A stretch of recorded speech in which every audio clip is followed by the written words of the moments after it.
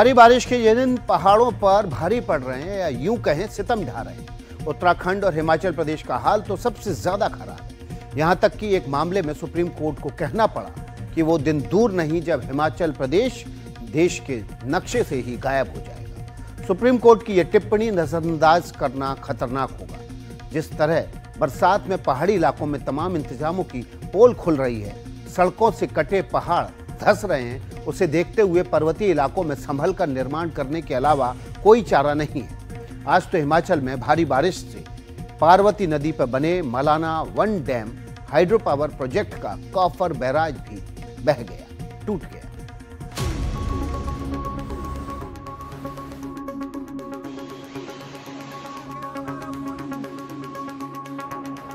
पानी सब कुछ बहा ले जाने पर आमादा है। प्रकृति जब प्रकोप दिखाती है तो कुछ ऐसी ही तस्वीरें सामने आती हैं। हिमाचल प्रदेश में हालात सुधरने का नाम नहीं ले रहे हैं। हर दिन यहां से दहलाने वाली तस्वीरें आ रही हैं।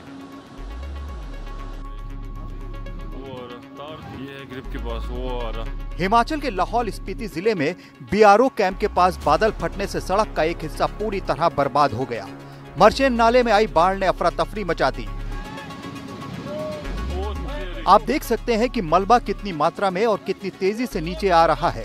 बीआरओ की टीम मौके पर पहुंची और मलबा हटाने का काम शुरू कर दिया। प्रशासन ने लोगों से सावधानी बरतने की अपील की है।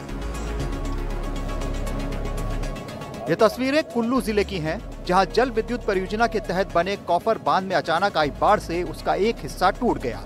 बाढ़ की तेज धार में एक हाइड्रा, डंपर, रॉक ब्रेकर और एक गाड़ी बह गए।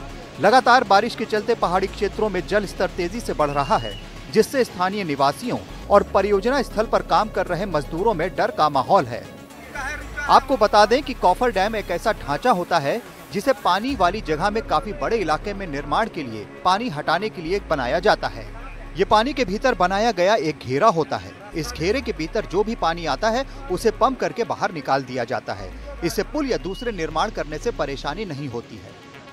पुल गया, पुल गया। कुल्लू जिले में हो रही लगातार भारी बारिश से पार्वती नदी भी उफान पर है। यहाँ पार्वती घाटी के मलाना क्षेत्र में अचानक आई बाढ़ ने चिंता बढ़ा दी है। हालांकि इस बाढ़ से किसी तरह की जनहानि नहीं हुई, लेकिन लगातार बारिश और जल स्तर में तेजी से हो रही बढ़ोतरी के कारण पार्वती नदी उफान पर है। प्रशासन ने नदी किनारे बसे लोगों को सतर्क रहने की हिदायत दी है। मानसून की सक्रियता के चलते आपदा प्रबंधन टीम भी अलर्ट पर है। ब्यास नदी का लेवल लगातार बढ़ रहा है। नदी के तट के किनारे बने कुछ मकान और दुकानों को नुकसान पहुंचा है। प्रशासन ने लोगों को सुरक्षित स्थान पर पहुंचाया है। स्थानीय लोगों और सैलानियों दोनों से सुरक्षित रहने को कहा गया है। पिछले 2 दिन से हिमाचल प्रदेश में लगातार हो रही बरसात के चलते जनजीवन जो है वो अस्त व्यस्त हो गया है। हिमाचल प्रदेश के अगर कुल्लू जिला की बात करूं तो कुल्लू में कल जो है वो मलाना विद्युत परियोजना के साथ जो है कॉफर डैम में एकदम से अचानक बाढ़ आ जाती है और उसको आंशिक नुकसान होता है, जिसके चलते वहां रखी मशीनरी, गाड़ियां सब जो हैं वो उस फ्लैश फ्लड में बह गई। उस फ्लैश फ्लड के चलते जो है वो पार्वती नदी उफान पर थी और वहां पर जो है वो स्थानीय जो अस्थायी पुल लोगों ने बनाए होते हैं वो सब जो है वो उस नदी में जो है वो बह गए। कुल्लू के बाद आपको चंबा की तस्वीरें दिखाते हैं। यहाँ के चुराहा में बादल फटने से कनौला नाले का पुल टूट गया। ग्रामीण जान जोखिम में डालकर आवाजाही कर रहे हैं। ये पुल 6 जुलाई को टूटा था, लेकिन अब तक ना तो स्थायी और ना ही अस्थायी पुल का निर्माण हो पाया है। इसके चलते कई गांव के लोग जान जोखिम में डालकर नाला पार करने को मजबूर हैं। अब आपको ऊना ले चलते हैं। यहाँ भी हालात पानी पानी हैं। ऊना में मूसलाधार बारिश के बाद जलभराव देखने को मिला है। लगातार हो रही बारिश के चलते ऊना में स्कूलों की छुट्टियां कर दी गई हैं।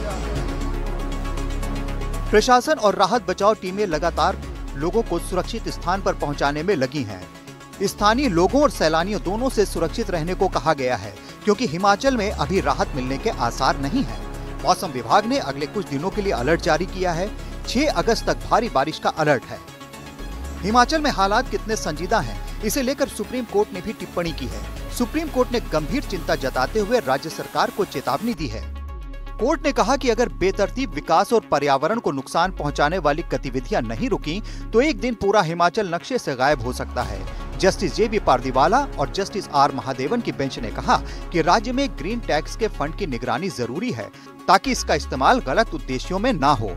कोर्ट ने ये भी कहा कि सरकारों का मकसद राजस्व बढ़ाना नहीं बल्कि पर्यावरण को बचाना होना चाहिए। सुप्रीम कोर्ट ने हिमाचल सरकार को नोटिस जारी करते हुए 4 हफ्तों में पर्यावरण और इकोलॉजी को सुधारने के लिए उठाए गए कदमों की रिपोर्ट पेश करने को कहा है। कोर्ट की सख्त टिप्पणी ऐसे वक्त में आई है जब हिमाचल में बदले पर्यावरण को लेकर लगातार चिंता जताई जा रही है। विकास के नाम पर अंधाधुंध पेड़ काटे जा रहे हैं। इस साल भी बाढ़ और लैंडस्लाइड में कई लोग मारे गए हैं, हजारों घर तबाह हो चुके हैं। कितना नुकसान हुआ है इसका आकलन करना भी अभी मुश्किल है। Bureau report, NDTV India.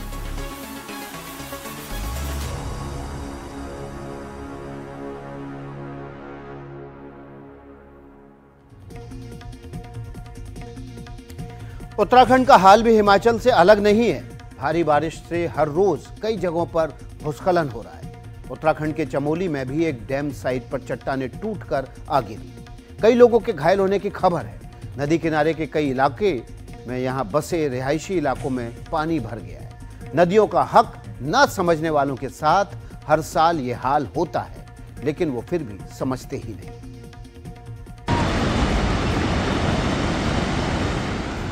Uttarakhand के चमोली में भूस्खलन की वजह से बड़ा हादसा हुआ है। ये तस्वीरें हेलंग डैम साइट की हैं। आप देख सकते हैं कितनी भारी मात्रा में चट्टानें टूटकर गिर रही हैं। हाइड्रो प्रोजेक्ट की डैम साइट पर जिस वक्त यह हादसा हुआ, वहां करीब 200 मजदूर काम कर रहे थे। कई मजदूरों ने भागकर अपनी जान बचाई। हादसे में कई लोगों के घायल होने की खबर है। बचाव अभियान जारी है। ये वीडियो सोशल मीडिया पर तेजी के साथ वायरल हो रहा है। पहाड़ी से मलबे के गिरने की तस्वीरें बेहद डरावनी हैं।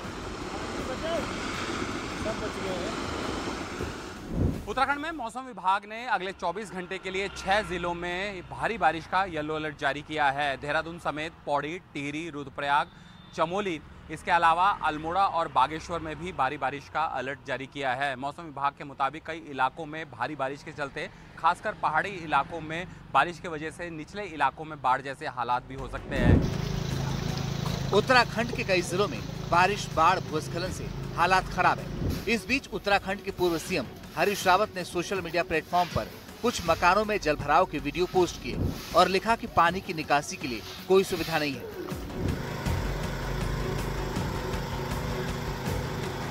तस्वीरों में साफ देखा जा सकता है कि लोगों के घरों में हर तरफ पानी ही पानी नजर आ रहा है। भारी बारिश की वजह से बीते 3 दिनों से केदारनाथ यात्रा भी रुकी हुई थी, जो आज फिर से सुचारू रूप से शुरू हो गई। हालांकि चुनौतियां अभी भी बनी हुई हैं। अगर मौसम फिर खराब होता है तो यात्रियों को अस्थायी तौर पर रोका जाएगा। फिलहाल मौसम विभाग के मुताबिक कुछ दिनों के लिए हालात चिंताजनक ही होने वाले हैं। राज्य के 6 जिलों में येलो अलर्ट जारी किया गया है, कुछ और जिनमें देहरादून, टिहरी, पौड़ी, रुद्रप्रयाग, नैनीताल और बागेश्वर शामिल हैं। पहाड़ों पर भूस्खलन की बढ़ती घटनाओं ने चिंता बढ़ा दी है और मौसम विभाग की ओर से जारी किए गए इस पूर्वानुमान से हालात और खराब होने का अंदेशा है। Bureau report, NDTV India.